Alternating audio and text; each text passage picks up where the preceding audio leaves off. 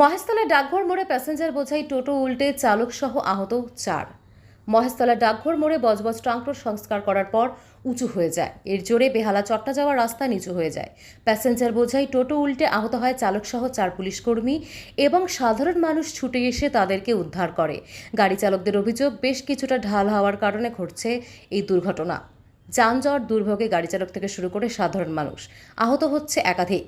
প্রশাসনকে জানিয়েও কোনো লাভ হচ্ছে না। দিন দিন বেড়ে চলছে এই দুর্ঘটনার সংখ্যা।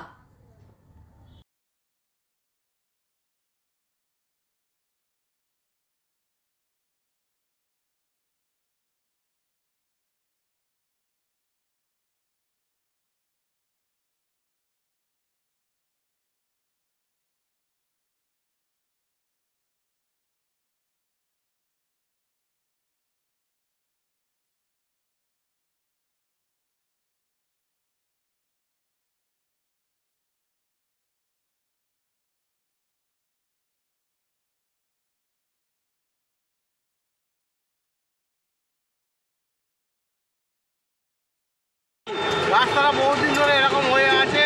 আমাদের টোটো নিয়ে উঠতে নামতে খুব অসুবিধা হচ্ছে। কদিন আগে দুটো টোটো উল্টে গিয়ে হাত ভেঙে গেছে, একটা বয়স্ক মানুষের পা ভেঙে গিয়েছে। তো এটা কি সারাই হবে না? কেন হচ্ছে না? কেন হচ্ছে আর তারাই জানে। নতুন রাস্তা হওয়ার পরে এরকম হয়ে আছে।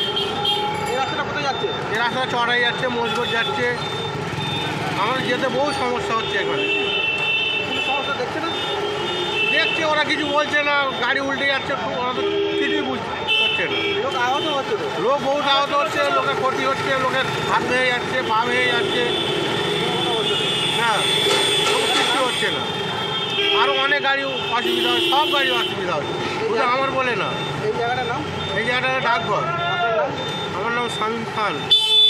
এই কিছুক্ষণ আগে একটা টোটো উল্টে গেল, পুলিশ কর্মীরা এসে উদ্ধারণ করলো। প্যাসেঞ্জার ছিল? প্যাসেঞ্জার ওতে 4-5টা প্যাসেঞ্জার ছিল ওর মধ্যে। এখানে সমস্যা কী হচ্ছে?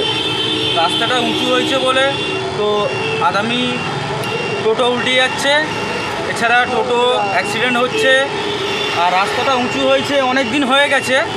তো এছাড়া রাস্তাটা মানে ওইখানে ঢালটা আছে, তো মানে আপ ডাউন খেয়ে আছে, ওই জন্য রাস্তাটা সমানও করছে না। এর জন্যে টোটোটা পুরো উল্টে যাচ্ছে। হ্যাঁ হ্যাঁ হ্যাঁ, দীর্ঘদিন আগে হ্যাঁ, স্পট ডেট হয়ে গেছে। আচ্ছা। টোটো উল্টে? হ্যাঁ হ্যাঁ, টোটোও তো উল্টে গেছে। হ্যাঁ, উল্টে গেছে, কদিন আগেই উল্টে গেছে একটা টোটো। প্রায় প্রায় উল্টাই। এই রুটটা কোথায় যাচ্ছে? এই রুটটাই যাচ্ছে, চটাই যাচ্ছে, মসগড় যাচ্ছে, আমতলা যাচ্ছে। এই রুটটা মানে অনেক জায়গায়, বিভিন্ন জায়গায় চলে যাচ্ছে। প্রায় সময় প্রায় সময় দুর্ঘটনা হতেই থাকে এই রুটে। কতদিন ধরে আছে? অনেক দিন ধরে।